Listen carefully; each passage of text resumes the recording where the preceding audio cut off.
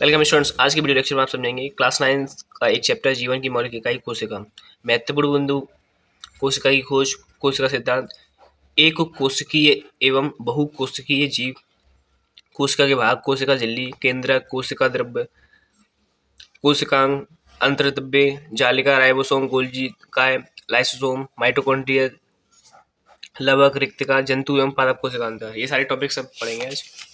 शुरू करते हैं। कोशिका सभी जीवों का शरीर एक सूक्ष्म इकाई द्वारा बना होता है जिसे कोशिका कहते हैं। कोशिका सभी जीवधारियों के शरीर की संरचनात्मक तथा क्रियात्मक इकाई को कहते हैं। कोशिका को संरचनात्मक इकाई इसलिए कहते हैं क्योंकि जीवधारियों के शरीर की संरचना कोशिका से मिलकर बनती है, तथा क्रियात्मक इकाई इसलिए कहते हैं क्योंकि जीवन में संबंधित समस्त क्रियाएं कोशिका में ही उत्पन्न या संपन्न होती हैं।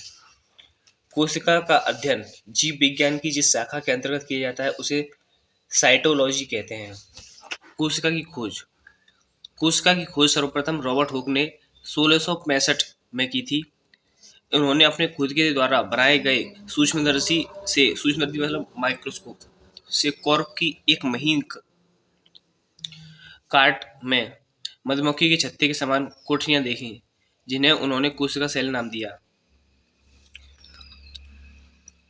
कोशिका सिद्धांत को दो जीव वैज्ञानिक स्लेडन तथा स्वान ने 1838 में प्रतिपादित किया। इस सिद्धांत के अनुसार सभी पादप एवं जंतु कोशिकाओं से मिलकर बने हैं। सभी कोशिकाओं की उत्पत्ति पहले से ही उपस्थित किसी कोशिका से होती है। इस सिद्धांत विषाणुओं या वायरसों पर लागू नहीं होता है, मतलब उन पर वायरसों के लिए जो वायरस होते हैं उनके लिए एप्लीकेबल नहीं है। पता यार, जितने भी जीव है सबके अंदर कोशिका होती है।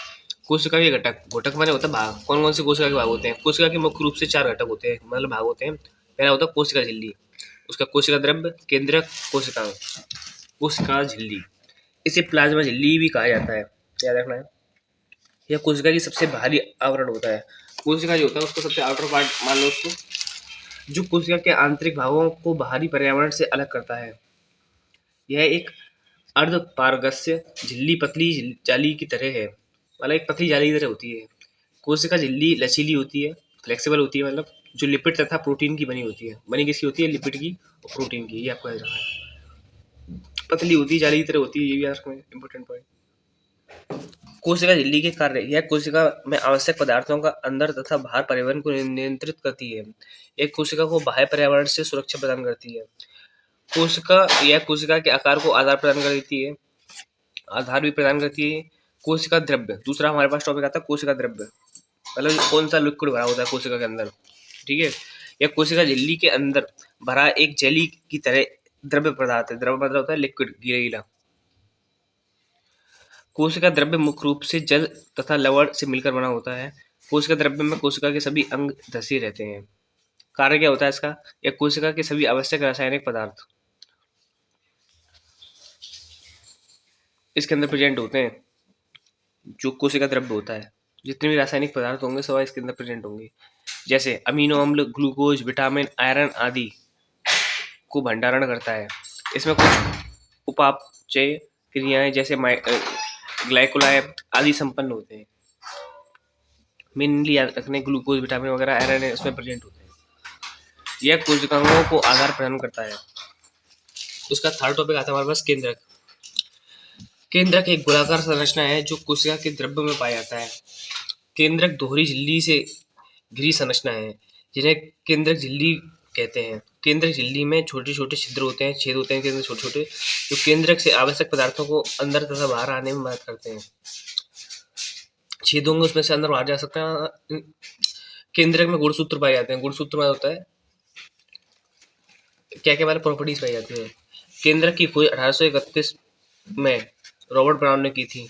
केंद्रक के कार्य: केंद्रक को कोशिकाओं का दिमाग कहा जाता है क्योंकि यह कोशिका की समस्त क्रियाकलापों को नियंत्रित करता है।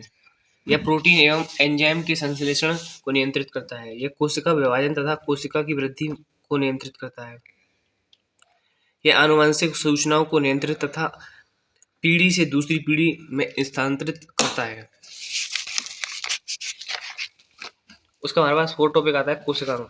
कोशिकांग के अंदर पाई जाने वाली विशिष्ट संरचनाएं होती हैं जो किसी विशिष्ट कार्य को संपन्न करते हैं। इन्हें कोशिका के अंगक भी कहा जाता है। जैसे अंतर्द्रव्य जालिका राइबोसोम, गोल्गी काय, लाइसोसोम, माइटोकॉन्ड्रिया, अंतर्द्रव्य जालिका, लवक, रेतिका, सेंट्रोसोम। अंतर्द्रव्य जालिका देखते हैं। अंतर्द्रव्य जालिका, उसको ईआरयू बोलते हैं। कोशिका में स्थित एक झिल्लीदार कोशिकांग होता है जो केंद्रक के चारों ओर लंबी नलिकाओं या मेल थैली पुटिकाओं के रूप में दिखाई देता है। अंतर्द्रव्य जालिका की खोज 1945 में ईआर पोर्टर ने की थी। अंतर्द्रव्य जालिका दो प्रकार की होती है। चिकनी अंतर्द्रव्य जालिका, इसकी सतह चिकनी होती है, जो चिकनी होगी वो चिकनी होगी, तथा खुरदरी अंतर्द्रव्य जालिका, इसकी बाहरी सतह पर राइबोसोम चिपके रहते हैं। अंतर्द्रव्य जालिका के अंदर के कार्य क्या होते हैं? एक कोशिका के अंदर प्रोटीन का तथा लिपिड्स का परिवहन करती है। लिपिड तथा प्रोटीन की संश्लेषण करती है।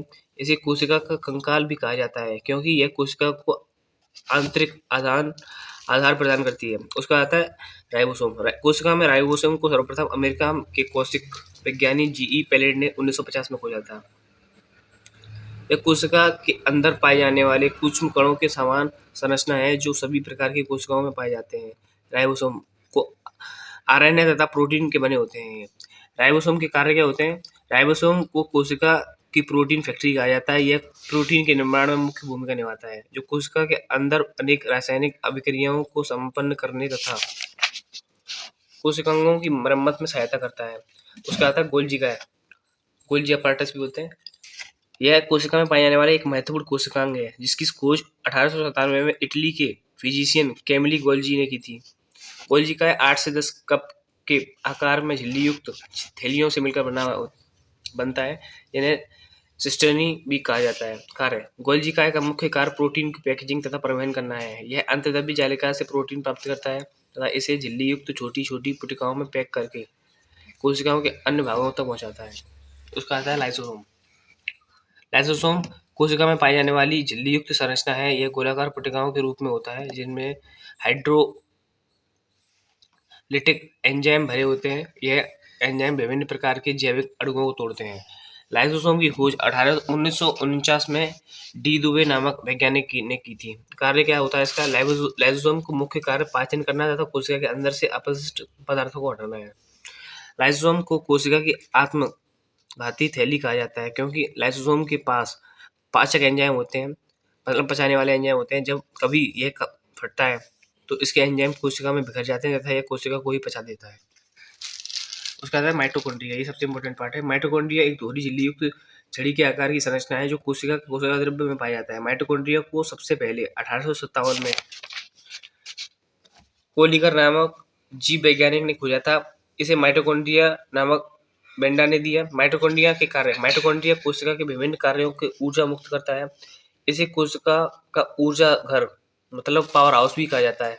इसमें कोशिका श्वसन की क्रिया द्वारा उत्पन्न ऊर्जा एटीपी के रूप में संचित रहती है। एटीपी की फुल फॉर्म आपको याद रखनी है, एडेनोसाइन ट्राइफॉस्फेट। वो ऊर्जा के सिक्के के नाम से भी जाना जाता है। लवक को इंग्लिश में प्लास्टिड बोलते हैं। लवक दोहरी झिल्ली युक्त गोलाकार संरचनाएं होती हैं जो पादप कोशिकाओं में पाए जाते हैं। लवक पौधों में भोजन के निर्माण तथा भंडारण में सहायता प्रदान करते हैं। लवक एक प्रकार के संरंजक होते हैं। लवक का सबसे अच्छा उदाहरण हरित लवक है जो प्रकाश संश्लेषण में मदद करता है। कार्य: यह पौधे में भोजन निर्माण तथा भंडारण का कार्य करते हैं। लवक पौधे की पत्तियों, फलों तथा फूलों का रंग प्रदान करते हैं। उसका आता है रिक्तिका। रिक्तिका जो होती है झिल्ली युक्त संरचना होती है जो कोशिका द्रव्य में पाई जाती है। रिक्तिका के बाहरी झिल्ली को टोनोप्लास्ट कहा जाता है। रिक्तिका पादप कोशिका में बड़े आकार की होती है जबकि जंतु कोशिका में छोटे आकार की होती है। रिक्तिका द्रवों से भरी हुई रहती है, लिक्विड भरे रहते हैं इसके अंदर। कार्य क्या होता है रिक्तिका का? रिक्तिका में महत्वपूर्ण लवण तथा तत्व भरे रहते हैं। यह विभिन्न रंजकों तथा अपशिष्ट पदार्थों को भी भंडारण करती है। यह स्फीति ताप उत्पन्न करती है जिससे कोशिका का आकार निश्चित बना रहता है। जंतु एवं पादप कोशिका में अंतर क्या होता है? पादप कोशिका और जंतु कोशिका में अंतर क्या होता है? पहला अंतर होता है पादप कोशिका में कोशिका झिल्ली के बाहर सेलुलोज की बनी एक दृढ़ कोशिका वृत्ति पाई जाती है। जंतु कोशिका में कोशिका झिल्ली के बाहर किसी भी प्रकार की भित्ति नहीं पाई जाती है। इसमें जंतु कोशिका में। पादप कोशिका में भित्ति पाई जाती है। पादप कोशिका में हरित लवक पाया जाता है, जंतु कोशिका में हरित लवक नहीं पाया जाता है। पादप कोशिका में रिक्तिका बड़े आकार की पाई जाती है, जंतु कोशिका में रिक्तिका छोटे आकार की पाई जाती है। पादप कोशिका में लाइसोसोम नहीं पाए जाते हैं, जंतु कोशिका में लाइसोसोम पाए जाते हैं। उसका आता है प्रोकैरियोटिक तथा यूकैरियोटिक कोशिका में अंतर। प्रोकैरियोटिक कोशिका में क्या होता है, इसमें अविकसित केंद्रक पाया जाता है और यूकैरियोटिक कोशिका में इसमें पूर्ण विकसित केंद्रक पाया जाता है, पूरी तरह से जो डेवलप हो चुका है। यह पुरानी प्रकार की कोशिका है, यह आधुनिक और सुविकसित कोशिका है। कोशिकांग गोल्जिकाएं, अंतर्द्रव्य जालिका, लवक तथा माइटोकॉन्ड्रिया अनुपस्थित होते हैं। इसमें सभी कोशिकांग उपस्थित होते हैं इसके अंदर यूकैरियोटिक में। डीएनए में हिस्टोन प्रोटीन नहीं पाया जाता है, डीएनए में हिस्टोन प्रोटीन पाई जाती है इसमें। इस प्रकार की कोशिका में सूक्ष्म जीवों में पाई जाती है। ये यूकैरियोटिक कोशिका बहुकोशिक जीवों में पाई जाती है। ये पूरा चैप्टर हो गया।